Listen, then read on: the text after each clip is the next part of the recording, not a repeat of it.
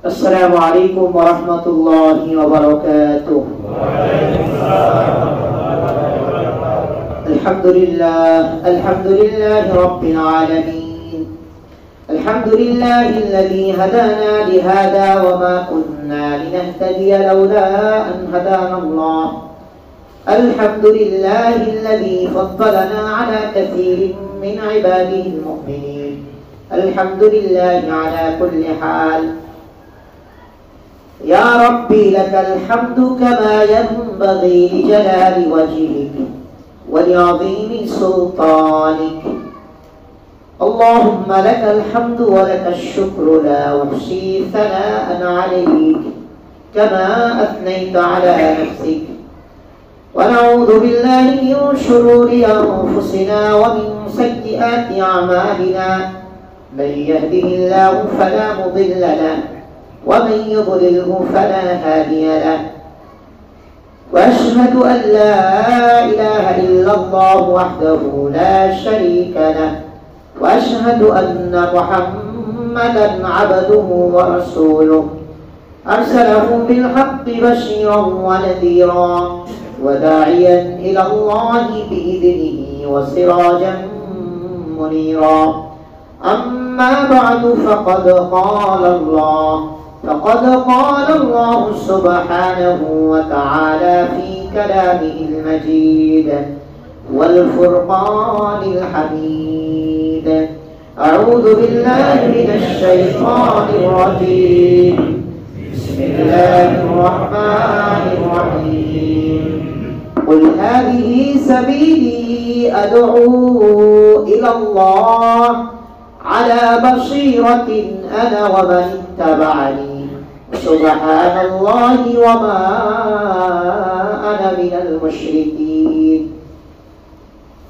وقال سبحانه وتعالى في موضع آخر: كنتم خير أمة أخرجت للناس تأمرون بالمعروف وتنهون عن المنكر وتؤمنون بالله. وقال سبحانه وتعالى في موضع آخر: ومن أحسن قولا ممن دعا إلى الله وعمل صالحا وقال إنني من المسلمين. ولا تستوي الحسنة ولا السيئة ادفع بالتي هي أحسن فإذا الذي بينك وبينه عداوة كأنه ولي حميم. وما يلقاها إلا الذين صبروا وما يلقاها إلا ذو حظ عظيم. وقال رسول الله صلى الله عليه وسلم: بلغوا عني ولو آية، أو كما قال النبي صلى الله عليه وسلم: آمنت بالله صدق الله مولانا العظيم وصدق رسوله النبي الكريم ونحن على ذلك لمن الشاهدين والشاكرين والحمد لله رب العالمين. اللهم صل على محمد وعلى آل محمد كما صليت على إبراهيم وعلى آل إبراهيم إنك حميد مجيد. اللهم بارك على محمد وعلى آل محمد كما باركت على إبراهيم وعلى آل إبراهيم إنك حميد مجيد. আলহামদুলিল্লাহ, সকল প্রশংসা সেই মহান রব্বুল আলামিনের আলিশান দরবারে, যিনি আমাদেরকে না চাইতে ঈমানের মতো, ইসলামের মতো, কোরআনের মতো নিয়ামত দিয়ে সম্মানিত করেছেন। সেই মহান রবের আলিশান দরবারে কালিমাতু শুকর আদায় করি, আলহামদুলিল্লাহ। মুহতারাম হাজিরিন, আমরা ধারাবাহিকভাবে ঈমান সম্পর্কিত বিষয়গুলো নিয়ে আলোচনা করছিলাম। এর ধারাবাহিকতায় গত জুমাতে আমরা সূরাতুল বাকারার 177 নম্বর আয়াত নিয়ে আলোচনা শুরু করেছিলাম। এই আয়াতের কিছুটা অংশ আমরা আলোচনা করেছি। আল্লাহ তাআলা এই আয়াতে কারিমার মধ্যে আমাদেরকে জানিয়েছেন নেকির কাজ কি কি।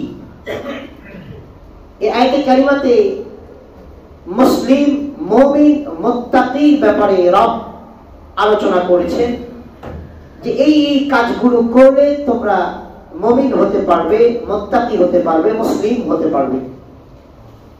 আমরা গত জুমায় আলোচনা করতে গিয়ে আমরা বলছিলাম রব্বুল আলামিন যা কোরআনে বলেছেন সেই ব্যাপারে আমরা তরজমা আর ব্যাখ্যা করার চেষ্টা করছিলাম। আলহামদুলিল্লাহ, রব্বুল আলামিন বলছেন ওয়ালাকিন্নাল বিররা মান আমানা বিল্লাহ ওয়াল ইয়াউমিল আখির ওয়াল মালাইকাতি ওয়াল কিতাবি ওয়ান নাবিয়্যিন। আমরা আলোচনা করেছিলাম গত জুমাতে যে আল্লাহ তাআলার উপরে বিশ্বাস স্থাপন করা কাকে বলে। আমরা আলোচনা করেছিলাম ওয়া মালাইকাতিহি, আল্লাহ তাআলার ফেরেশতা কাকে বলে, ফেরেশতা কি দিয়ে তৈরি, ফেরেশতাদের পাখা কটা হতে পারে, সর্বোচ্চ পাখা কতগুলো হতে পারে, তাদের ক্ষমতা বড় বড় কজন ফেরেশতা, এই ব্যাপারে আমরা গত জুমায় কথা বলেছি। যেহেতু ঈমান সংশ্লিষ্ট বিষয়, এই বিষয়গুলোতে আমাদের কিছুটা ক্লিয়ার ধারণা রাখা একজন মুমিন হিসেবে দায়িত্ব। কেউ যদি বলে ফেরেশতা কাকে বলে, কি দিয়ে তৈরি, একজন সাধারণ মুমিন হিসেবে প্রাথমিক নলেজটা অন্তত আমাদের থাকার দরকার আছে, উচিত। ফেরেশতা কিসের তৈরি, মাটির না আগুনের? ফেরেশতা আগুনের তৈরি। মুসলিম শরীফের হাদিসে এসেছে আল্লাহ তাআলা এই তিন শ্রেণীকে কোরআনে, মাটির তৈরি মানুষ এটা কোরআনে একাধিক জায়গায় এসেছে, আগুনের তৈরি জিন এটা একাধিক জায়গায় এসেছে। আমি পাই নাই ফেরেশতাদেরকে কোরআনে কোথাও বলা হয়েছে কিনা যে কিসের তৈরি, এটা আমি পাই নাই। তবে মুসলিমের একটি হাদিসে রাসূল আরবি সাল্লাল্লাহু আলাইহি ওয়াসাল্লাম তিন শ্রেণী এই সৃষ্টিকে তিনি ব্যাখ্যা করেছেন, জানিয়েছেন। ফেরেশতা নূরের তৈরি, মানুষ মাটির তৈরি, আর জিন এবং শয়তান আছে সবগুলো আগুনের তৈরি। আমরা গত জুমায় এগুলো আলোচনা করেছি।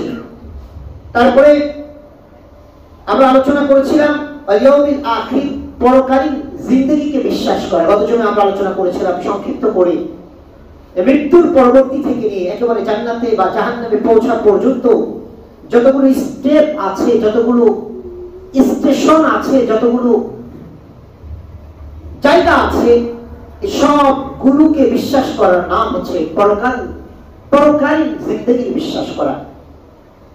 মুনকার নেকিরের সওয়াল জবাব থেকে নিয়ে সওয়াল থেকে শুরু করে জান্নাত বা জাহান্নামে যাওয়ার আগ পর্যন্ত যত কিছু আছে সবগুলোকে আমাদের বিশ্বাস হৃদয়ে ধারণ করতে হবে। তারপরে আমরা আলোচনা এই পর্যন্তই করেছিলাম। তারপরে আল্লাহ বলছেন ওয়া কুতুবিহি, আমার কিতাবের প্রতি বিশ্বাস স্থাপন করতে হবে। আমানতু বিল্লাহি ওয়া মালাইকাতিহি ওয়া কুতুবিহি ওয়া রুসুলিহি। আল্লাহ তাআলার বান্দা রব্বুল আলামিন সূরাতুল বাকারার 177 নম্বর আয়াত 2 নম্বর পারার 5 নম্বর পৃষ্ঠায় রব্বুল আলামিন বলছেন ওয়ালাকিন্নাল বিররা মান আমানা বিল্লাহি ওয়াল ইয়াউমিল আখির ওয়াল মালাইকাতি ওয়াল কিতাবি ওয়ান নাবিয়্যিন। আমাদের বুঝতে হবে রব্বুল আলামিনের আসমানী গ্রন্থগুলোর প্রতি আমাদের বিশ্বাস স্থাপন করতে হবে। আল্লাহ তাআলার বান্দা আসমানী গ্রন্থ সকলগুলোকে আল্লাহ তাআলা সমষ্টি করেছেন কোরআনুল কারীমকে। আসমানী যত গ্রন্থ আছে সমস্ত গ্রন্থগুলোকে রব্বুল আলামিন কোরআনুল কারীমের ভিতরে জমায়েত করেছেন। এজন্য কোরআনুল কারীমের প্রতি যদি কারো বিশ্বাস আসে তাহলে আল্লাহর গোলামের আসমানী সকল কিতাবের প্রতি বিশ্বাস চলে আসবে। কিন্তু এককভাবে কেউ যদি জাবুর, কেউ যদি তাওরাত, কেউ যদি ইনজিল, তাওরাতের উপরে যদি কেউ একক বিশ্বাস স্থাপন করে যা মুসা নবীনা আলাইহিস সালাতু ওয়াস তাসলিমের উপর রব্বুল আলামিন নাযিল করেছিলেন, জাবুর আসমানী গ্রন্থ যেটি রব্বুল আলামিন দাউদ আলাইহিস সালামের উপর নাযিল করেছিলেন, আসমানি গ্রন্থ ইনজিল যেটি রব্বুল আলামিন হযরত ঈসা ইবনে মারইয়াম আলাইহিস সালামের উপরে নাযিল করেছিলেন, অথবা 100 খান শরীফা আল্লাহ তাআলা বিভিন্ন পয়গম্বরকে দিয়েছেন, এগুলোর উপরে আলাদা করে বিশ্বাস স্থাপন করে আর কোরআনের প্রতি যদি বিশ্বাস স্থাপন না করে তাহলে আল্লাহর বান্দা আল্লাহর আসমানি গ্রন্থের প্রতি বিশ্বাস স্থাপিত হলো না। এজন্য একমাত্র কোরআনের উপরে কেউ যদি বিশ্বাস স্থাপন করে রব্বুল আলামিন তার আসমানি সমস্ত কিতাবগুলোর উপরে বিশ্বাসকে মেনে নিবে। এককভাবে আলাদা কোনো কিতাবের উপর আর বিশ্বাস স্থাপন করুক আর না করুক, অন্যান্য কিতাবের প্রতি বিশ্বাস স্থাপন করার এতটুকু বিশ্বাসের জায়গাটা কি? বিশ্বাসের জায়গাটা হচ্ছে আসমানি এই গ্রন্থগুলো রব্বুল আলামিন স্বয়ং জিবরিল মারফতে নাযিল করেছে, এতটুকু বিশ্বাস, অন্য আর কিছু না।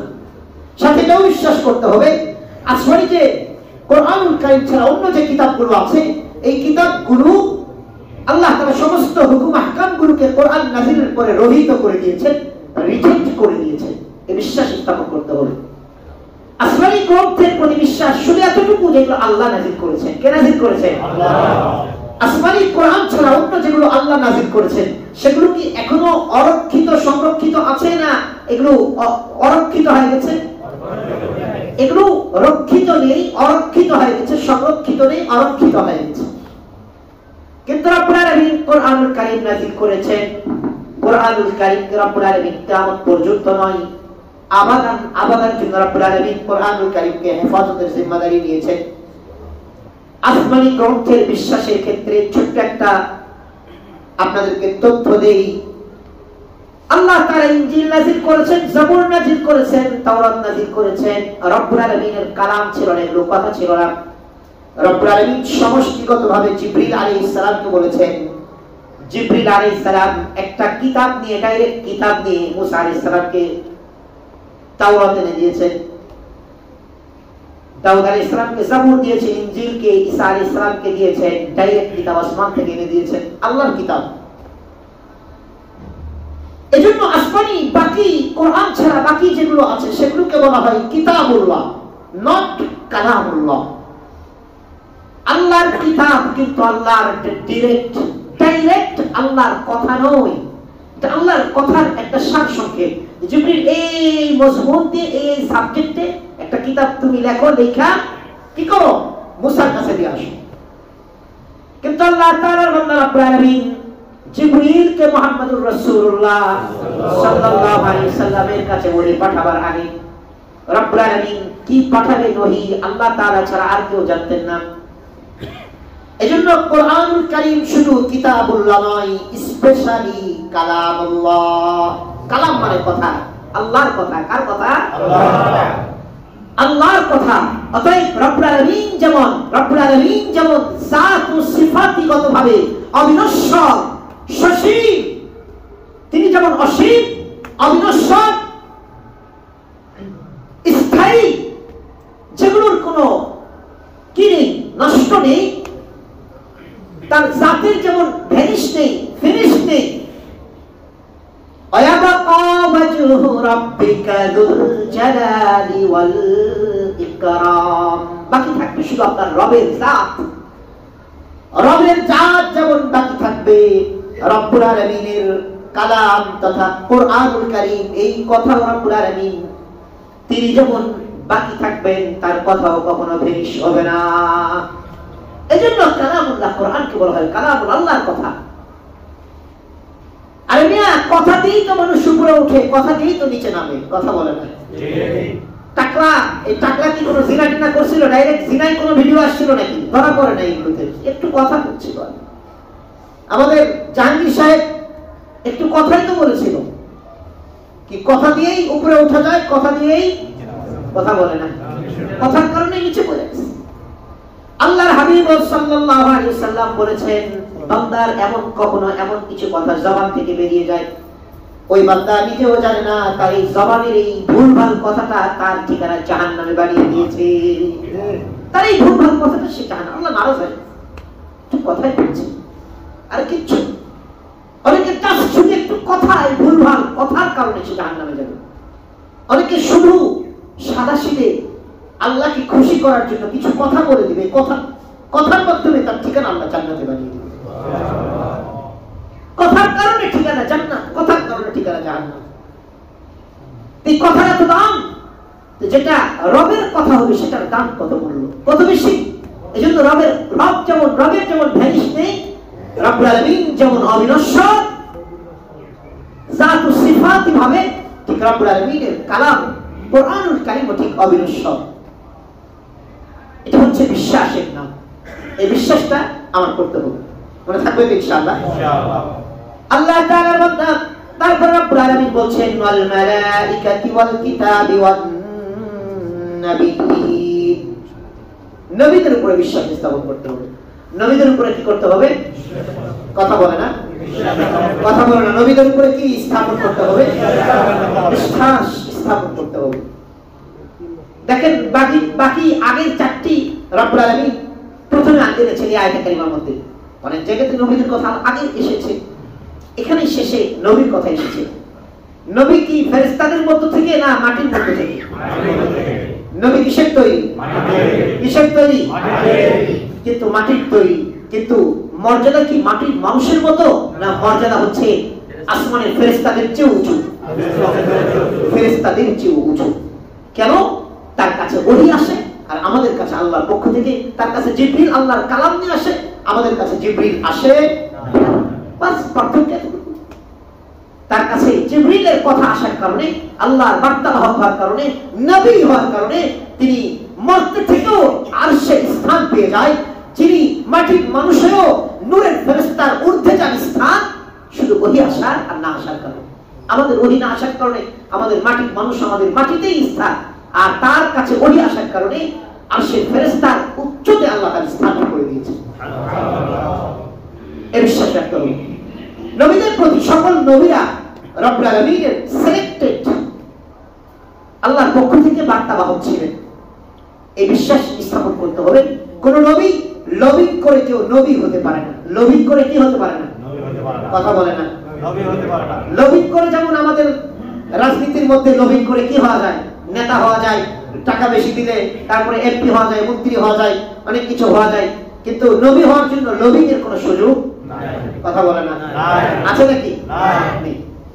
নবী হওয়ার জন্য লবিং এর কোনো সুযোগ নেই, তদবিরের কোনো সুযোগ নেই, তালাতো ভাই, খালাতো ভাই, জেলাতো ভাই, আত্মীয়করণ, দলীয়করণের কোনো সুযোগ নাই। রব যাকে চাবেন আল্লাহু ইয়াসতাফি, আল্লাহ নির্বাচিত করেন, সিলেক্ট করেন, চয়ন করেন, নির্ধারিত করেন। যাকে করবেন তিনি একমাত্র নবী হবেন, অন্যথায় কারো হওয়ার সুযোগ নাই। নবীদের প্রতি বিশ্বাস রাখতে হবে। রব যাকে নবুয়ত দিবেন, যাকে নবী বানাবেন, রব্বুল আলামিন স্পেশালি কুদরত ভাবে তিনি মর্তের মানুষ হলেও, তিনি মর্তের মাটি রক্তে মাংসে গড়া মানুষ হলেও রব্বুল আলামিন স্পেশালি ভাবে তার জিন্দেগি এ টু জেড, জন্মের পর থেকে নিয়ে মৃত্যু পর্যন্ত সমস্ত ধরনের আল্লাহর নাফরমানি পাপাচার থেকে রব্বুল আলামিন কুদরতি ভাবে হেফাজত করবেন। এই বিশ্বাস রাখতে হবে। এই বিশ্বাস কি করতে হবে? কিন্তু মিস্টার মওদুদী সাহেব এই বিশ্বাসটা উনি রাখতেন না। আল্লাহ হেফাজত করেন। মিস্টার মওদুদী সাহেবের কিতাবগুলোতে আছে নবীরা মাসুম না, নাউজুবিল্লাহ। এজন্য আমাদের সাথে তাদের আকীদাগত সমস্যা। মিস্টার মওদুদীর এই বিশ্বাসে যারা বিশ্বাসী, তাদের আখিরাত কি হবে আল্লাহ পাক ভালো জানে। কোন মানুষ এই বিশ্বাস রাখতে পারে, এটা একমাত্র শয়তান রাখতে পারে যে নবীরা মাসুম ছিলেন না, নবীরা মাসুম ছিলেন। এই বিশ্বাস মানুষদের রাখতে হবে। আর নবীরা মাসুম ছিলেন না এই বিশ্বাস কেবল শয়তানই রাখতে পারে। মিয়া, দুনিয়াতে একজন এমপি কার্ড পাওয়ার লাইগা তার পুরা জিন্দগি কি করা হয়? কথা কয় না। তার পুরা জিন্দগি দেখে না, মিস্টেকে মন্ত্রিত্ব পাইছে। তুই বেটা অন্য দলের এজেন্ট হয়ে আইসা শেষ পর্যন্ত মন্ত্রিত্ব পাইছস। মন্ত্রিত্ব যাওয়ার এটাও একটা কারণ টাকলা, যে সে অন্য দলের থেকে পুশ হয়েছে। কি হয়েছে? কথা কয় না। অন্য দলের না, 94 তো ভাইরাল হয়ে গেছে। 94 অন্য দলের ছিলেন, ময়মনসিংহ মেডিকেল কলেজে অন্য দলের সে ছিল। এটাও একটা যাওয়ার কারণ। তো আল্লাহ যাকে নবুয়ত দিবেন, তার পুরো জিন্দেগিতে যদি আল্লাহর নাফরমানি থাকে, তো আল্লাহর দলের না শয়তানের দলের? তো নবীরা কিভাবে আল্লাহর নাফরমান হয়? দুনিয়ার একজন এমপি কার্ড পাওয়ার জন্য, মন্ত্রিত্ব পাওয়ার জন্য তার পুরো জিন্দেগি যদি তার দলের জন্য ব্যয় করে, তখনই তাকে কি করা হয়?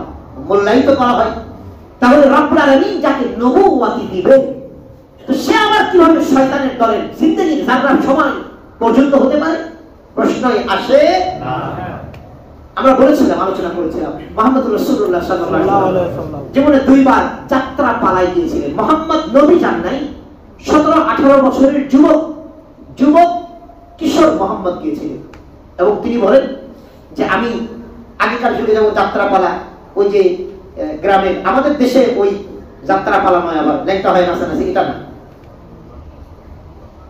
আগেকার যুগে পুঁতি পড়া হতো না, পুঁতি পড়া হতো এরকম। মুরব্বীরা কথা বলে না, ওরা মাত্র এগুলা বুঝবে না, এরা ফেসবুক আর ইউটিউব বোঝে, এছাড়া তারা আর কিছু বুঝবে না। পুঁতি পড়া হতো আগেকার যুগে। পুঁতির মধ্যে ইউসুফ জুলেখার কাহিনীও বলতো, শিরি ফরহাদের কাহিনী বলতো, ইত্যাদি এগুলো শোনাইতো, কিচ্ছা কাহিনী শোনাইতো আর কি, ফাউল আউল ফাউল বাউল যা আছে সব। এরকম পুঁতি পড়ার দুটা ঘরে তাকে তার বন্ধুরা সমবয়সী কিছু ছেলে পেলে ধরে নিয়ে গেছে, যুবক মোহাম্মদকে। তিনি বলেন ওখানে যাওয়ার পরে ওখানে ওগুলা হচ্ছে, গান বাদ্যও কিছু হয়। তো আমি যাওয়ার পরে খাদেম সাহেব, এত গলা এত আপনার উচ্চ আওয়াজে কেন? ডাক দিতে হবে না আপনাকে, কাউকে ডাক দিতে হবে না, গেট লক করে দেন, গেট লক করে দেন। এখন যেন কেউ ভিতরে না আসে, সবগুলোকে উপরে দেখাই দেবেন। Silent mode. মসজিদে এসে খতিব সাহেব কথা বলবে, ইমাম কথা বলবে, আর কারো কথা বলার কোনো সুযোগ নেই। বেয়াদবি এগুলো, জরুরি কথা ছাড়া আর কারো কোনো কথা বলার সুযোগ নেই। খামোশ থাকবো সবাই। এখানে কারো বাপদাদার ঘর নাই, এটা আল্লাহর ঘর। আল্লাহর যারা গোলাম এখানে আছে তারা শুধু আল্লাহর সাথে কথা বলবে, দায়িত্বশীল যারা আছে তারা জরুরতে কথা বলতে পারে, অন্য কারো কথা বলার সুযোগ নেই। আলহামদুলিল্লাহ বলেন। আলহামদুলিল্লাহ। আমাদের মসজিদ আলহামদুলিল্লাহ রেসপেক্টেড। আলহামদুলিল্লাহ আমাদের আল্লাহর বান্দারা আপনারা সকলে আমাদেরকে সহযোগিতা করেন, আমাদের কথা মানেন। কতগুলো মসজিদ আছে মাছ বাজার, এটা মসজিদ নয়, এটা মাছ বাজার হয়ে যায়। কথা ভুল বললাম নাকি? যে ওয়াক্তে যাবেন মাছ বাজার, ছোটখাটো একটা মাছ বাজার হয়ে যায়। এই কোথায় এই কথা কয়, এই কথা কয়। আর কমিটির লোক তো নিজেদেরকে আল্লাহর একবারে মনে হয় নবুয়তি আল্লাহ দিয়ে দিয়েছে কমিটি হওয়ার কারণে, জান্নাতের ঠিকানা হয়ে গেছে, ঠিকাদার হয়ে গেছে, এরকম ভাবটা নয়। হুজুরে ধমক দেয়, খতিবরে ধমক দেয়, ইমামরে ধমক দেয়, মুসলিমরে ধমক দেয়। ঠিকই আছে, হুজুর কোনোদিন ধমক দিতে পারেন লাগে তো ধমক খায়। কথা বোঝেন নাই? হয়তো ধমক দিবেন, না হলে ধমক খাবেন। আপনি কোনোদিন ধমক দিতে পারেন নাই। কমিটি আবার খতিবের সঙ্গে কথা বলে কিভাবে? জরুরি কথা থাকলে বলবে, কমিটি আবার খতিবের সঙ্গে আরেকজনের সাথে কথা বলে কিভাবে? জোরে জোরে মসজিদে চরম বেয়াদবি এগুলো, এগুলোর কোনো সুযোগ নেই ইসলামে। আল্লাহর রাস্তায় এই কাজগুলো করবেন না। জরুরত আছে সেটা ভদ্রতার সাথে এটা বলতে হবে। আলহামদুলিল্লাহ আমাদের মসজিদ আলহামদুলিল্লাহ যথেষ্ট পরিমাণ আল্লাহর বান্দারা আমাদের এখানে কেউ কথা বলে না।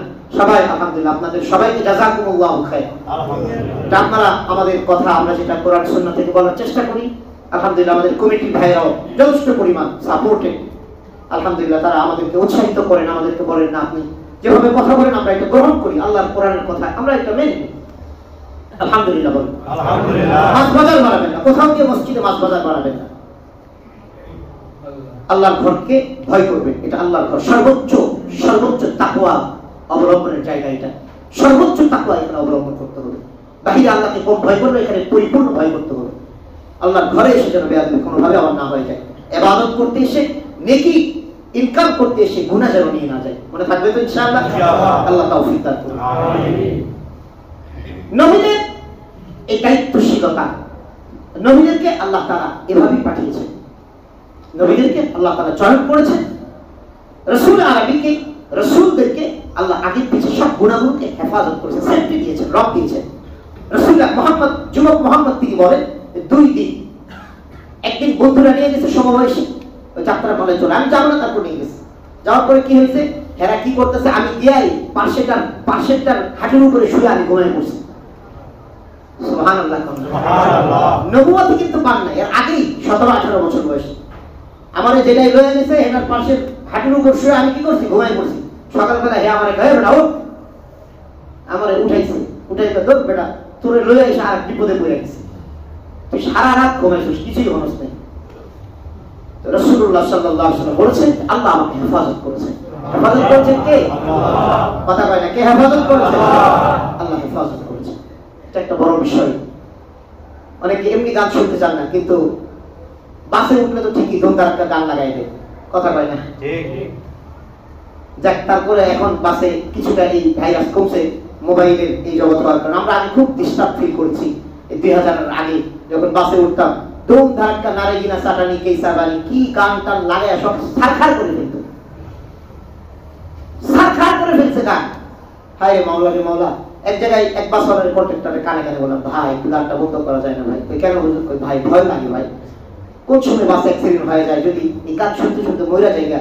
আর গান তো এমন একটা জিনিস, এটা পাশে বাজলে এমনি ভালো লাগে শুনতে, কথা বলে না? কেউ কেউ হয়তো হুজুর আমার লাগে না, কিন্তু আমার লাগে। কেউ পাশে বাজালে শুনতে খুব মজা লাগে। কাঁচা বাদাম শুনুন নাই, কথা কয় না? ঠিকই তো শুনছে। এগুলো শুইলেন না, হারাম, এগুলো হারাম।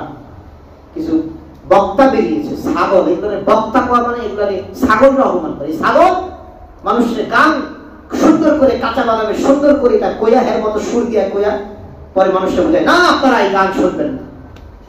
কত বড় গর্ধব। মদ হারাম, এটার জন্য মদ খায় পরে কম লাগবে? মদ খাইতেছে এটা হারাম, এটা খায় না। জিনা যে হারাম এটা কইরা পরে কম লাগবে যে জিনা আমি করছি কিন্তু এটা হারাম কাজ, এটা আপনারা কইরেন না। কোন সুযোগ আছে ইসলামে? যে মৌলবী এই কাঁচা বাদাম এই গান সেই গান, কি আর একটা মানিকে মাগি না কি হয়েছে, কি হয়েছে কয়েকদিন আগে একটা শয়তানে ভাইরাল হয়েছিল না, মানিকে মাগি হিতে না কি হয়েছে, এই পালন করে ফেলছে। ইনবক্সে খালি একটু পর আমাদেরকে দেয় অনেকে মহব্বত করে, হুজুর এরকম একটা গান ভাইরাল হয়েছে, আপনি একটু ওয়াজ করেন। কিছু মৌলবী আছে এটা মুখস্থ করে, আর একটা গান মুখস্থ করার জন্য কমসে কম 10 বার 15 বার 20 বার শুনতে হয়। তুমি এটা কিভাবে শুনবে? তুমি এটা হারাম কাজ করছো তুমি। তারপরে মানুষটা এসে আবার এই গানটা সুন্দর করে কইয়া তুমি আবার বোঝাবে না, করা যাবে না। পাগল কোথাকার। রাসূল আরবী কোনদিন হারাম কাজ বইলা, হারাম কাজের কথা সম্পূর্ণটা বইলা পরে এটা হারাম ঘোষণা করেছে? আল্লাহ এর হেদায়েত দান করুন, আমিন। আল্লাহ তাআলা এগুলো থেকে আমাদের হেফাজত করেন, আমিন। বাসানের গায়িকা বললাম যে ভাই গানটা ভয় লাগে ভাই। পাশের এক স্যার কয়, হুজুর আমি তো গান শুনতে ভালো লাগে। আমি বললাম, বাবা রে বাসায় গান শুনিস না? ওই সময় মেজাজ খুব গরম ছিল। আমি বললাম, তুমি কি বাসায় গান শোনো না? হ্যাঁ গান শুনি তো। তো বাবা বাসায় কি আবার শুনো, গাড়িতে শুনো না বাবা? কয় না হুজুর বাসায় শুনি তো, এর লাগা অভ্যাস হয়ে গেছে, এখানে একটু শুনি। আমি তো ফকিরের বাচ্চা, তোর বাসায় টেপি না, এর লাগা তুই বাসায় হনস্তা দেখে গেলে মন চাইছিস। তুই যদি বাসায় হুনতি বেটা ফকিরের বাচ্চা ফকির, তাহলে তুই এই জায়গায় 1 ঘন্টা 2 ঘন্টা 3 ঘন্টা লাগে তোর গান হনন লাগে। তবে ইস্তেগফার করবি, কোন সময় বাস অ্যাক্সিডেন্ট করে মইরা যাস গাধা। এটা নিয়ে যে এই গান বাসের মধ্যে বাজানো নিয়ে যে কতবার গ্যাঞ্জাম হয়েছে আমার সাথে, আল্লাহ পাক ছাড়া আর কেউ জানে না। বাধা দিয়েছে, অনেকের সুযোগ থাকার পরেও বাধা দেয়। আলহামদুলিল্লাহ বাধা দিয়েছে, প্রচন্ড রকমের বাধা দিয়েছে। আলহামদুলিল্লাহ আল্লাহর মেহেরবানি। হারামকে হারাম বলতে হবে, হারামকে কি করতে হবে? নিষেধ করতে হবে, আল্লাহর বিধান। হারামকে যদি আপনি আরাম বানায় নেন, হারামকে যদি আপনি আরাম বানায় নেন, আল্লাহর জান্নাতে আরাম পাবেন না, আল্লাহর জাহান্নামে কি আবার হারামের সেই সাত জাহান্নামের আগুন দিয়ে আল্লাহ সাধন করবে। কথা বুঝাইতে পেরেছি? হারামকে যদি আপনি আরাম বানায় নেন, তো জান্নাতের আসল আরাম আপনাকে আল্লাহ ভোগ করার সুযোগ দিবে না। ওই হারামের আরামটা পরিপূর্ণ জাহান্নামে দিয়ে আল্লাহ কি করে দিবেন? উসুল করাই দিবেন। মনে থাকবে তো? এই যে সৌদি সরকার, বিশ্বের মধ্যে যদি এখন ইহুদি নাসারা প্রকৃত দালাল থাকে, বিশ্বের মধ্যে যদি 1 নম্বরের সিরিয়ালে 1 নম্বরের প্রকৃত ইহুদি নাসারা ইসরায়েলের 1 নম্বর দালাল থাকে পৃথিবীতে, তাহলে 1 নম্বর বর্তমান সৌদি আরব। এই দালালরা গত সপ্তাহে, গত 6 ডিসেম্বর সৌদি আরবের বর্তমান যারা শাসক গোষ্ঠী আছে, এরা ইহুদি নাসারার কালচারকে সৌদি আরবে প্রমোট করছে। এরা কোরআন সুন্নাহকে প্রমোট করছে না।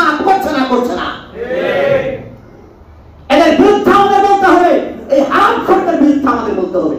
এই হারামখোরদের এক মন্ত্রী আব্দুল লতিফ সিদ্দিকী না, আবার এটার নাম আব্দুল লতিফ আলে শেখ। এই ইবলিস গত 6 ডিসেম্বর তার এক টুইট বার্তায় বলছে, বর্তমান যে বিশ্বে দাওয়াত ও তাবলীগের যে মেহনত চলছে, এই মেহনতটি একটি সন্ত্রাসী কর্মকাণ্ডের দ্বারকে উন্মুক্ত করে দেয়। আর আস্তে করুন না, নাউজুবিল্লাহ। আপনাদের কি এটা বিশ্বাস হয় দাওয়াত ও তাবলীগে যারা জড়িত তারা সন্ত্রাসী কর্মকাণ্ড করে? এটা কার কার বিশ্বাস হয়? হাত উঠান। দাওয়াত ও তাবলীগের যে সাথীরা, এদের মতো নিরীহ সাথী আর দুনিয়াতে আছে? 2017 সালের 1 ডিসেম্বর যে টুঙ্গির ময়দানে যে ঘটনা ঘটেছিল, এই ঘটনার আগ ছাড়া আপনারা কেউ কখনো শুনেছেন যে দাওয়াত ও তাবলীগের সাথীরা মারামারি করেছে? শুনে থাকলে বলবেন, কোন পত্রিকায় এসে মারামারি করেছে, দাওয়াত ও তাবলীগের সাথীরা মার খেয়েছে, এটা আসছে পত্রিকায়, একাধিক পত্রিকায় এসেছে। দাওয়াত ও তাবলীগের সাথীরা মার খেয়েছে, মারামারি করেনি। সৌদি আরবের ধর্ম মন্ত্রণালয়, ধর্ম অ্যাফেয়ার্স মন্ত্রণালয়ের যিনি বর্তমান মন্ত্রী, তিনি গত 6 ডিসেম্বর তার এক টুইট বার্তায় বলেছে, বর্তমান বিশ্বে দাওয়াত তাবলীগের মেহনত চলছে, এই দাওয়াত তাবলীগের মেহনতের কারণে মানুষ সন্ত্রাসবাদের দিকে ঝুঁকছে। নাউজুবিল্লাহ, আরো জোরে বলি নাউজুবিল্লাহ। অতএব আমাদের সৌদি আরবে যারা আছেন, তারা ইমাম সম্মানিত খতিব যারা আছেন, তারা আপনাদের মসজিদে এই দাওয়াত ও তাবলীগের বিরুদ্ধে আপনারা কথা বলবেন এবং দাওয়াত ও তাবলীগের এই কার্যক্রমগুলো বিদআত, এগুলো সুন্নাহ নয়, এগুলো ব্যাপারে আপনারা কথা বলবেন। নাউজুবিল্লাহ বলেন। এবং আমাদের দেশে দাওয়াত ও তাবলীগের কোনো কার্যক্রম এবং দাওয়ার কোনো কার্যক্রম চলবে না। নাউজুবিল্লাহ বলেন। এটা সবগুলো যে কথাগুলো বলছেন, এই কথাগুলো বলার আগে আমাদের একটু জিও পলিটিক্স, ভূ রাজনীতি আমাদের একটু বুঝতে হবে। অর্থাৎ হাজির, বিগত 2008 সালের পরে 2009 থেকে ওবামা প্রশাসন আমেরিকাতে প্রতিষ্ঠিত হয়, মনে আছে আপনাদের? 8 পর্যন্ত পাগলা বুশ ছিল, তারপরে ওবামা প্রশাসন আসে।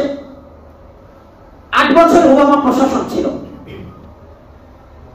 এই ওবামা প্রশাসন আমেরিকায় ক্ষমতায় আসার পরে মিডল ইস্টে তারা যেটা করেছে, 2 বুশ, সিনিয়র বুশ আর junior Bush, George W Bush আর সিনিয়র বুশ, এই 2 বুশ হচ্ছে মাথা গরম, রক্তচটা কিসিমে, যার কারণে সিনিয়র বুশ বিল ক্লিন্টনের আগে গত সৌদি গত আমেরিকার গত 32-33 বছরের একটা কারগুজারি শোনাচ্ছে। আমেরিকায় 1991 আমরা দেখেছি ইরাকে আক্রমণ করেছিল সিনিয়র বুশ, সে তখন 8 বছর পিছিয়ে ছিল, ক্ষমতায় ছিল। তারপরে বিল ক্লিন্টন বিশ্ববিদ্যা, সে ছিল 8 বছর ক্ষমতায়। তারপর থেকে আবার 2000 থেকে 2001 থেকে 2008 পর্যন্ত আমেরিকায় ক্ষমতায় ছিল জুনিয়র বুশ, আরো বড় পাগল। এই বুশ এসে আফগানিস্তানে আক্রমণ করেছে, এই বুশ এসে ইরাককে ধ্বংস করেছে, প্রকাশ্য আক্রমণ। বিশ্বের আরো অনেকগুলো মুসলিম দেশের উপরে তারা নিষেধাজ্ঞা জারি করেছে, ইরানকে নিষেধাজ্ঞা জারি করেছে ইত্যাদি। যদিও আমরা ইরানকে মুসলিম কান্ট্রি বলি না, শিয়া কান্ট্রি। শিয়া একজন মুসলমানের থেকে একজন কাফেরের চেয়ে নিকৃষ্ট কাফের। যদিও তাদের লিবাস আছে, শিয়াদেরও লিবাস আছে, মুসলিম লিবাস। শিখরা আবার কি অন্যায় করছে? শিখ লিবাস আছে না? কথা হয় না। শিয়াগো থেকে আরো বড় পাগড়ি শিখরা পরে, শিয়াগো থেকে আরো বড় বড় মোষ শিখরা রাখে, শিয়াগো থেকে আরো বড় বড় দাড়ি শিখরা রাখে। কথা কি ভুল বলছি নাকি? এরা কি মুসলমান হয়ে গেছে? 2008 পর্যন্ত জুনিয়র বুশ ছিল, পাগলাটে রকচটে মুসলিমদেরকে প্রকাশ্যে এরা কি করেছে? হতাহত করেছে। পুরো পৃথিবীতে মুসলিমদের মাঝে সন্ত্রাসী কর্মকাণ্ড এরা সবচেয়ে বেশি করেছে। 2008 পর থেকে 9 থেকে ওবামা প্রশাসন আসলো, ডেমোক্রেটিক পার্টি। এই দলটা তুলনামূলক এরা মাথা ঠান্ডা, কিন্তু কাজ করে তাদের চার জঘন্য। ইহুদি নাসারা কেউই ভালো না। ইহুদি নাসারা আল্লাহ কোরআনে বলেছেন বাদুহুম আউলিয়াউ বাদ, তারা একে অপরের বন্ধু, তারা একে অপরের বন্ধু। সূরাতুল মাইদা সেখানে আল্লাহ পরিষ্কার করে বলে দিয়েছেন বাদুহুম আউলিয়াউ বাদ, তারা একে অপরের বন্ধু, তোমাদের বন্ধু না, মুসলমানদের বন্ধু না। ওবামা প্রশাসন যখন আসলো, আসার পরে আমরা দেখেছি ওবামা পুরো বিশ্বে সফর করেছেন। এই ওবামা মিডল ইস্টে গিয়ে সে মিডল ইস্টে স্নায়ু যুদ্ধ শুরু করে দিয়েছে, নিজেদের ভিতরে নিজেদেরকে মারামারি শুরু করে দিল, সিরিয়াকে ধ্বংস করলো, মিশরকে ধ্বংস করলো, সর্বোপরি ধ্বংস করলো লিবিয়াকে। যারা জিওপলিটিক্স কিছুটা বোঝেন, যারা পত্রিকা খুললে খালি নায়ক নায়িকার পেজে চলে যান না, যারা বিশ্ব পেজগুলো দেখেন, তারা আমার কথাগুলো বুঝবেন। আর কিছু বলা মানে পত্রিকা খুললে বেডি সেন্ডিগো ছবি কোনটাকে কতটুকু ল্যাংটা করে দিছে এটা দেখেন, কোনটাকে কতটুকু উলঙ্গ করে দিয়েছে এগুলো দেখে অনেকে আছে। হারাম হারাম হারাম এগুলো। আর পত্রিকা অলগ পত্রিকার কাটপিস যেন বেশি বিক্রি হয়, এজন্য একেবারে সুন্দর করে দেয়। ইনকলাব আরো বেশি দেয়, ইসলামিক পত্রিকা ইনকলাব আরো বেশি দেয়, যদিও ভান্ডারি গ্রুপে। তো বলছিলাম এই ওবামা প্রশাসন এসে স্নায়ু যুদ্ধ মিডল ইস্টে গেল। সে মিডল ইস্টে যাওয়ার পর থেকে মিশরকে ধ্বংস করলো। সিসি আসলো এদিকে। আপনার হচ্ছে ওই যে একজন মারা গেল যে কিছুদিন আগে, হ্যাঁ কি নাম জানো? আরে পুরো নামটা জানো, মোবারক আল কি জানো নাম? যাক মুসলিম মোবারক না, ওটা তো আরেক শয়তান। তো যাক এই লোকটা মারা গেল, যার কারণে এই মিশরটাকে ধ্বংসের দ্বার প্রান্তে পৌঁছে দিয়েছে। সিরিয়াকে ধ্বংস, লিবিয়া ধ্বংস, ইরাক ধ্বংস, ইরানের দুদিন পর কি করে ইয়ামান ধ্বংস। এই সবগুলো কোরআনের যারা নাটের গুরু তারা হচ্ছে সৌদি আরব। কথা বুঝাইতে পেরেছি? এগুলো কোরআনের নাটের গুরু হচ্ছে সৌদি আরব। সৌদি আরব জানে যদি লিবিয়া নিয়েই আমেরিকা ব্যস্ত থাকে, সিরিয়া নিয়ে ব্যস্ত থাকে, মিশর নিয়ে ব্যস্ত থাকে, আমাদেরকে ধরতে পারবে না। ইয়ামান নিয়ে ব্যস্ত থাকে, আমাদেরকে ধরতে পারবে না। এর মাঝে তারা সুসম্পর্ক তৈরি করলো।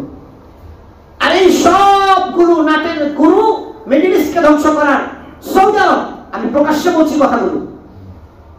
সৌদি আরবকে চালানোর আবার নাটের গুরু হচ্ছে ইসরায়েল। সৌদি আরবকে চালানোর নাটের গুরুকে ইসরায়েল। পৃথিবীর মধ্যে এখন মুসলিম কান্ট্রিগুলোর মধ্যে সবচেয়ে উলঙ্গভাবে প্রকাশ্যে সৌদি আরব ইসরায়েলকে প্রমোট করছে। দেখেছেন আপনারা? যারা জানেন তারা জানেন, যারা জানেন না তারা যেগুলো বোঝেনি না। সৌদি আরবকে চালাচ্ছে ইসরায়েল, আমেরিকায় চালায় ইসরায়েল, পুরা বিশ্বের নাসারাদেরকে ইহুদিরা চালায়। সৌদি আরব এটা জানে যদি ইসরায়েল বা আমেরিকা যদি মিডল ইস্টে কোনো জাতিকে ধরতে না পারে, আমাদেরকে ধরবে, অন্তত আমাদেরকে ধরবে। এই জন্য যে আমরা রাজতন্ত্রে আছি। মিডল ইস্টে একক রাজতন্ত্রে সবচেয়ে বেশি আছে ভাই ব্রাদার, আত্মীয় স্বজন, দলীয় কোন খালাতো ভাই, তালাতো ভাই, জেলাতো ভাই, সৌদি আরবরা। বাকি অন্যান্য দেশ আছে কিছুটা রাজতন্ত্র, সব মিলিয়ে চিলিয়ে অনেককে নিয়ে বাইরে বহিরাগত সমাজের মানুষকে নিয়ে কাজ করে। সৌদি আরব সবচেয়ে বেশি। আর সৌদি আরব এতটুকু জানে যে পুরা মুসলিম বিশ্বের মানুষদের প্রাণের কেন্দ্রবিন্দু হচ্ছে মক্কা এবং মদিনা। পুরা মুসলিম বিশ্বের মানুষদের প্রাণের কেন্দ্রবিন্দু কি? Mecca Medina. সৌদি আরবকে যদি প্রকাশ্যে কোনো দেশ ধরতে যায় তাহলে পুরা বিশ্বের মুসলিমরা ফুঁসে উঠবে। এই জন্য সৌদি আরব এটা জানে যে আমাকে কেউ প্রকাশ্যে ধরতেও আসবে না। কিন্তু ইহুদি নাসারাকে ব্যস্ত রাখতে হবে, তাদের খোরাক দিতে হবে, তাদের অস্ত্র বিক্রি করতে হবে। এই ধ্বংসের পিছনে কারণ কি? তারা অস্ত্র বিক্রেতা, তাদের অস্ত্র বিক্রি করতে হবে। অস্ত্র বিক্রি করতে হলে পারস্পরিক মারামারি না লাগায় যে অস্ত্র বিক্রি হবে, ব্যবসা হবে কেন? এক ফার্মেসির দোকানে কইলাম যে আপনি দোকানের বরকতের জন্য দোয়া করেন না? দোয়া করি। আমি বললাম যে আপনি তাহলে কি দোয়া করেন? তাহলে একটা সবাই যেন অসুস্থ হয়ে যায়, আমার দোকানের বেচা বিক্রি বাইরে যায়। কথা কয় না। ফার্মেসির দোকানদারের অসুস্থ হইলেই না মানুষ দোকানে আইবো, ফার্মেসিতে আইবো। আপনি কি এই দোয়া করেন? নাউজুবিল্লাহ, এই দোয়া করেন। আমি না, আমার কাছে খবর আছে এই দোয়াও নাকি করেন।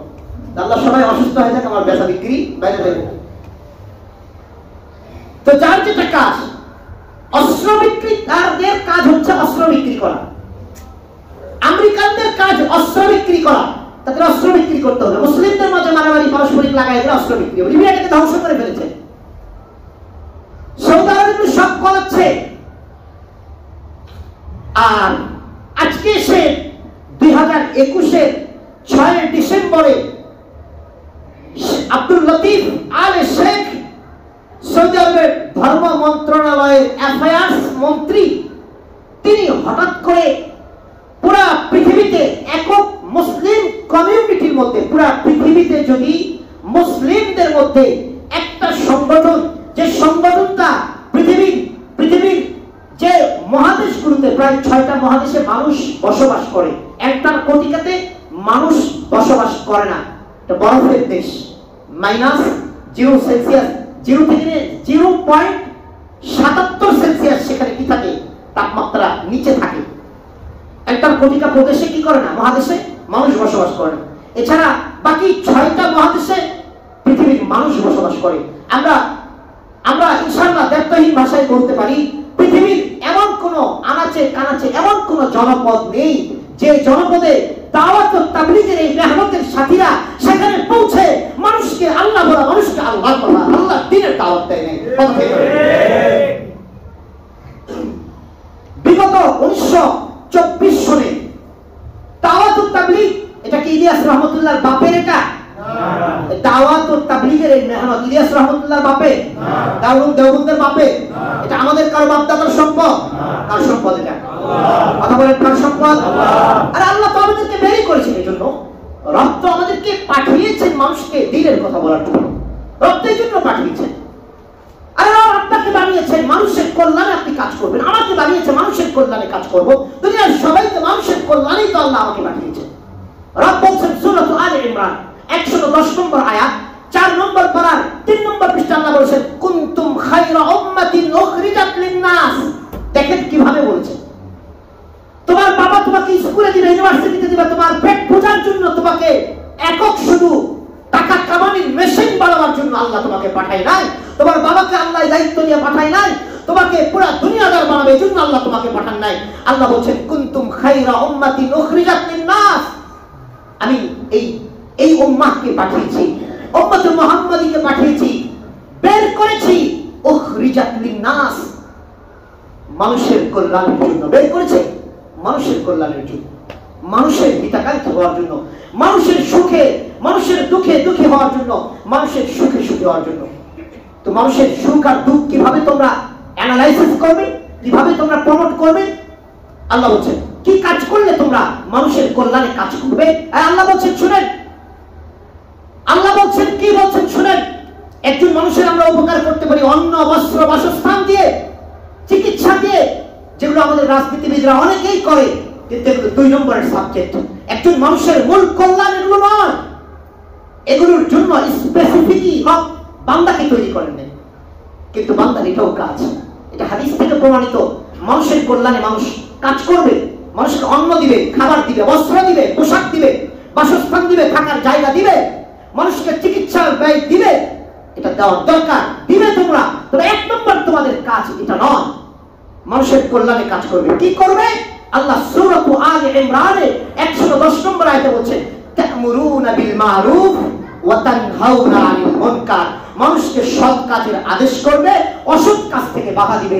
আল্লাহ ভোলা মানুষকে আল্লাহর ঠিকানা বলে দিবে, জাহান্নামে চলনেওয়ালা মানুষগুলোকে জান্নাতের পথ দেখিয়ে দিবে, শয়তানের পথে চলনেওয়ালা মানুষগুলোকে তোমরা জান্নাতের ঠিকানা দিয়ে দিবে, আল্লাহর ঠিকানা দিয়ে দিবে। এই জন্যই কেবল প্রতিটি উম্মতে মুহাম্মাদীকে, উম্মতে মুসলিমাকে আল্লাহ দুনিয়াতে পাঠিয়েছে। রাজনীতিবিদরা যেটা করছে, মানুষের জন্য অন্ন, বস্ত্র, খাবার, বাসস্থান, চিকিৎসা দেওয়ার ব্যবস্থা করছে, এটা 2 নম্বরের মানুষের কল্যাণ। মানুষের 1 নম্বরের কল্যাণের কাজ এই পৃথিবীতে যারা করছে, তারা 1 নম্বর হযরত উলামায়ে কেরাম, মসজিদের খতিবগণ, মসজিদের ইমামগণ এবং পুরো পৃথিবীতে যারা মানুষের কল্যাণে আল্লাহ ভোলা মানুষকে আল্লাহর দিকে, আল্লাহর দ্বীনের দিকে, আল্লাহর কোরআনের দিকে, আল্লাহর নামাজের দিকে, আল্লাহর রাসূলের সুন্নাহগুলির দিকে যারা আহ্বান করছে, তারাই কেবল আল্লাহর ভাষায় পৃথিবীতে শ্রেষ্ঠত্ব দায়িত্ব তারা আদায় করছে। আপনি যদি বলেন মানুষের কল্যাণ করছেন, অন্ন, বস্ত্র, খাবার দিয়ে আপনি 2 নম্বরের কাজ করছেন, আপনি 2 নম্বরে আছেন। কিন্তু একজন তাবলীগের রিকশাওয়ালার সাথে যদি বলে আমি চেষ্টা করি বেনামাজির কাছে গিয়ে ভাই একটু নামাজ পড়েন, আমি চেষ্টা করি কালিমা পড়তে শুদ্ধ করে, জানে না, আমি তাকে বলি একটু কালিমাটা শুদ্ধ করে পড়েন ভাই, আল্লাহর কাছে তো যেতে হবে। আমি চেষ্টা করি, রিকশাওয়ালা তাবলীগের সাথে সে বলছে আমি চেষ্টা করি, আল্লাহর এক বান্দা ফজরের নামাজে আসতে পারে না, ফজরটা পড়ে না, এক আল্লাহর বান্দা পর্দা করে না, আল্লাহর বান্দা গুনাহে জড়িত, আমি চেষ্টা করি তার হাতে ধরে হোক, পায়ে ধরে হোক, যেমন হোক তাকে গুনাহ থেকে বাঁচাবার জন্য। এই রিকশাওয়ালাটা পৃথিবীর মধ্যে আল্লাহর ভাষায় তিনি শ্রেষ্ঠ মানুষ, যদিও পুরো পৃথিবী আমরা কাউকে দেই, তার চেয়ে 1 নম্বরের শ্রেষ্ঠ মানুষ এই রিকশাওয়ালা, আল্লাহ ভোলা মানুষকে যারা আল্লাহর পথ দেখিয়ে দেয়। বলেন যদি এই আমরা হয়তো 1000 1200 বছর আগে আমরা যে আমাদের নসল আছে না, কথা বলে না, আমার বাপ আমার দাদা পরদাদা পরদাদা এরকম হতে হতে আমাদের গোষ্ঠীর মধ্যে হিন্দু ছিল না মনে হয়? হিন্দু ছিল না? খ্রিস্টান ছিল না? আমাদের গোষ্ঠীর মধ্যে বৌদ্ধ অন্য মুশরিক ছিল না? ছিল। তো কাদের ওসিলায় আজকে আমরা ইসলাম পেয়েছি? কাদের ওসিলায়? এই দাওয়াতুত তাবলীগের ওসিলায়। দাওয়াতুত তাবলীগ বলছি আমি, এই ইলিয়াসি তাবলীগের কথা বলছি না। অনেকে ইলিয়াসি তাবলীগের কথা শুনতে অ্যালার্জি শুরু হয়, তাই অ্যালার্জি বুঝতে হবে এদেরকে, এদের মেধা মস্তিষ্কের মধ্যে শয়তান প্রস্রাব করে দিয়েছে। আমি ইলিয়াসি তাবলীগের কথা বলছি না, আমি দাওয়াতুত তাবলীগের কথা বলছি। দাওয়াত কোরআনের ভাষা, তাবলীগ কোরআনের ভাষা। ইয়া আইয়ুহার রাসূল বাল্লিগ, হে নবী, সূরাতুল মাইদা 67 নম্বর আয়াত 6 নম্বর পারা 13 নম্বর পৃষ্ঠা আল্লাহ বলেছেন, ইয়া আইয়ুহার রাসূল, হে নবীগণ, বাল্লিগ, প্রচার করুন, তাবলীগ করুন, মা উনজিলা ইলাইহি, আমি রব যে কোরআন পাঠিয়েছি সেই কোরআনের কথাগুলো আমাতে ভোলা যারা তাদেরকে আপনি পৌঁছিয়ে দিন। তাবলীগ কোরআনের শব্দ, দাওয়া কোরআনের শব্দ। সূরাতু হামিমাস সাজদা, সূরাতু হামিমাস সাজদা 33 নম্বর আয়াত 24 নম্বর পারার 19 নম্বর পৃষ্ঠা আল্লাহ বলেন, আমান নাহসানু কাওলাম মিম্মান দাআ ইলাল্লাহ, সেই ব্যক্তির কথার চেয়ে কার কথার দামি? আল্লাহ স্বীকৃতি দিতেছেন সেই ব্যক্তির কথার চেয়ে আর কার কথা দামি? যে আল্লাহ ভোলা মানুষকে আল্লাহর দিকে ডাকে, যে বিপথে চলনেওয়ালা মানুষকে আল্লাহর কথা বলে আল্লাহর কথা তাকে স্মরণ করিয়ে দেয়। তোমার যে কথা আল্লাহ মানুষকে বলা, তোমার যে কথাটা মানুষকে বলার দ্বারা মানুষ আল্লাহর দিকে ফিরে আসে, তোমার এই কথার চেয়ে পৃথিবীর আর কোনো কথা আমি আল্লাহ আমার কাছে দাঁড়িয়ে না। দাওয়া এবং তাবলীগ কোরআনের পরিভাষা। যদি দাওয়াত এবং তাবলীগ না থাকতো, দাওয়া মানে আহ্বান করা, তাবলীগ মানে প্রচার করা, এই দুটো যদি না থাকতো তো আমরা কেউ মনে করেন শরৎচন্দ্র হতাম, কেউ মনে করেন আপনার রবীন্দ্রনাথ হতাম, কেউ মনে করেন আলুজি বোখারিজি, এই সেই বিভিন্ন নাম হিন্দু আর খ্রিস্টান হয়ে থাকতাম। সেই হাজার হাজার মাইল দূরে সৌদি আরব থেকে কিছু আল্লাহর গোলাম তাবলীগ করে করে আমাদের এখানে এসেছে, আমরা মুসলমান হয়েছি, আমাদের বাপদাদারা মুসলমানিত্ব পেয়েছে। সেই তাবলীগকে নিষিদ্ধ করছে তারা। আমরা ইলিয়াসি তাবলীগের কথা বলছি, পরে আসছি। দাওয়াতুত তাবলীগের এটা কোরআনের বিধান, রাসূলের হাদিসের বিধান। এটা যদি বন্ধ হয়ে যায় পৃথিবীতে মুসলিম উৎপাদন বন্ধ হয়ে যাবে। তাহলে এটা বন্ধ কেন করলো তারা? সৌদি আরবরা এটা কেন বন্ধ করছে? দেখেন কোথায় জিও পলিটিক্সটা কোথায় ঘুরতে ঘুরতে বিগত 1924-এ এই ইলিয়াসি তাবলীগ, যেটা ইলিয়াস রহমতুল্লাহ, তিনি একজন বড় আল্লাহর ওলি ছিলেন, আলেম ছিলেন, তিনি তাবলীগের প্রবর্তক নয়, তিনি সিস্টেমের প্রবর্তক। তাবলীগের প্রবর্তক কে? আল্লাহ। তাবলীগের প্রবর্তক কে? আল্লাহ। দাওয়াতের প্রবর্তক কে? আল্লাহ। আমি কোরআন দিয়ে বুঝিয়েছি, তারপরে আপনাদের কার বুঝাইতে পারবো না, কিন্তু তিনি একটা সিস্টেম চালু করেছেন যে 3 দিন দিলে ভাই একটু মসজিদে থাকলা, 7 দিন থাকলা, 10 দিন থাকলা, 40 দিন থাকলা। উনি একটা এই সিস্টেমের প্রবর্তক।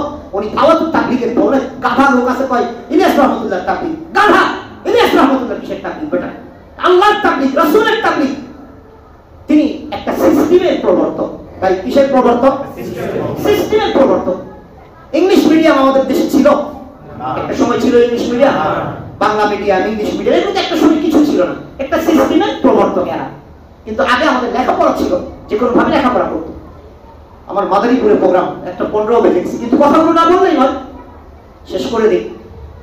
এই যে দাওয়াতুত তাবলীগকে নিষিদ্ধ করা হলো, ইসরায়েলিরা নিষিদ্ধ করলো কেন? সৌদি আরবরা কেন নিষিদ্ধ করলো? আর এতটুকু বোঝার চেষ্টা করুন আপনারা ভালো করে। 2017 সালে আমাদের বাংলাদেশে মারামারি হচ্ছে না, তাবলীগের সাথীরা মারামারি করছে না? এগুলো বিগত 1924-এ ইলিয়াসি তাবলীগের যে সিস্টেমের যে প্রবর্তক ইলিয়াস রহমতুল্লাহ, এই তাবলীগের কাজটা এভাবে পুরো পৃথিবীতে, দেখেন পুরো পৃথিবীতে কোনো বিমানবন্দর, কোনো জায়গায় পানি দিতে তাবলীগের সাথীদের কথা শুনলে, কাট্টি বসকাওয়ালাদের কথা শুনলে কেউ বাধা দেয় না। তারা এতদিন জানতো যে এই সিস্টেমটা এরা মানুষকে কি করে? মানুষকে আল্লাহর দিকে ডাকে। ইসরায়েলিরা গবেষণা করে দেখলো পুরো পৃথিবীর সমস্ত জনপদে তাবলীগের সাথীরা যায়, এরা গিয়ে মানুষকে খ্রিস্টান থেকে মুসলমান বানায়, ইহুদি থেকে মুসলমান বানায়, মুশরিক থেকে মুসলমান বানায়, বেনামাজিদের আল্লাহওয়ালা বানায়। বেনামাজি আল্লাহওয়ালা হলে তাদের গাঞ্জা, তাদের মদ, তাদের ইয়াবা কে খাবে? ইহুদি নাসারা যদি মুসলমান হয় তাদের মদ, তাদের গাঞ্জা, তাদের ইয়াবা কে খাবে? তাদের ব্যবসা তো লস যাবে। এই ইহুদি, ইসরায়েলি ইহুদি চিন্তা করলো 1 100 বছর থেকে এই তাবলীগের এই মেহনতটা পৃথিবীর সমস্ত জনপদে চলে যাচ্ছে। এদের কোনো ঝামেলা নেই, এদের ভিতরে একটা ঝামেলা পাকাইতে হবে। প্রথম ঝামেলা পাকাবার জন্য তারা টার্গেট দিল মাওলানা সাদ সাহেবকে। সাদ সাহেবকে দীর্ঘদিন থেকে টার্গেট করে এভাবে এগিয়েছে। সাদ সাহেব লম্বা ঘটনা, এগুলো আমরা আগে আলোচনা করেছি। সাদ সাহেবকে টার্গেট করে যখন তাদের প্রথম বিষয়টা সফল হলো, সাদ সাহেব এখন আমির ঘোষণা করলো, পুরো পৃথিবীতে তাবলীগের সাথীরা 2 ভাগ হয়ে গেল। 2017 সালে তারা ইস্তেমার মাঠে, শোনেন, ইস্তেমার মাঠে ওই দিন আমি ওখানে ছিলাম, আমি মাঠে ছিলাম। ইস্তেমার মাঠে মারামারি হয় নাই, ইহুদি নাসারার দালাল এই সাদ সাহেবের লোকজন আমাদের তাবলীগের সাথীদেরকে মেরেছে, এতাতিরা তাবলীগের সাথীদেরকে মেরেছে।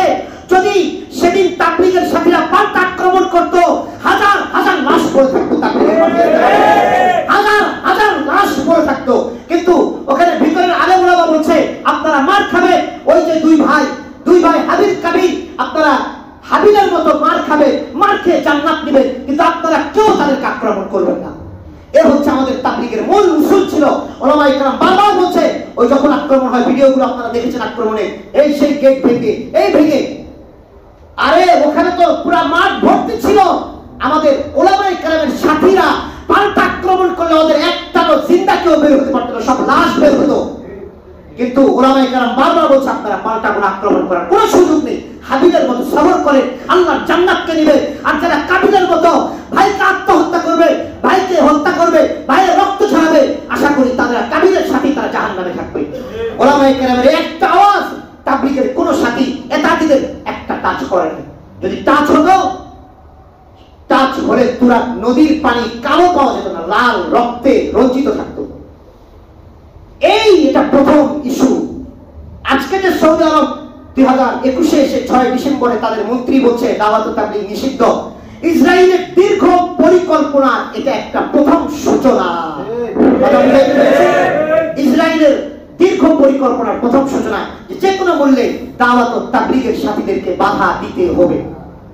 ভাই কথা বুঝাইতে পেরেছি? বলেন তো আপনাদের এখানে যে দাওয়াত ও তাবলীগে গিয়ে কেউ আইসা ইয়াবা খাওয়া শুরু করছে, এরকম একজন দেখাতে পারবেন? গাঁজা খাওয়া শুরু করছে, অস্ত্র ব্যবসা শুরু করছে, ইয়াবা ব্যবসা শুরু করছে, দেখাতে পারবেন?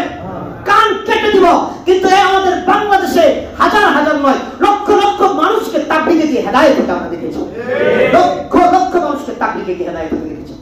তাহলে এই তাবলীগের বিরোধিতা একমাত্র ইসরায়েলিরা আর একমাত্র ইসরায়েলের দালাল সৌদি আরবই করতে পারে, বিশ্বের আর কেউ করতে পারে না। সম্মানিত ভাই, দাওয়াত ও তাবলীগের যে প্রবর্তক একটা 6টা উসুল আছে, এই 6টা উসুল নিয়ে আমি আগামী জুমাতে কথা বলবো। আমাদের কথা বলতে হবে। আর এই সৌদি আরবকে বিভ্রান্ত করছে, সৌদি আরবে গিয়ে ভেজাল বেশি পাকাইছে আমাদের দেশের নব্য তথাকথিত আহলে হাদিসরা। এটাও মনে রাখবেন, এই সমস্ত ভেজাল পাকানোওয়ালার মধ্যে একটা বড় ফিতনাবাজ আমাদের দেশের নব্য আহলে হাদিসরা। মনে থাকবে তো ইনশাআল্লাহ?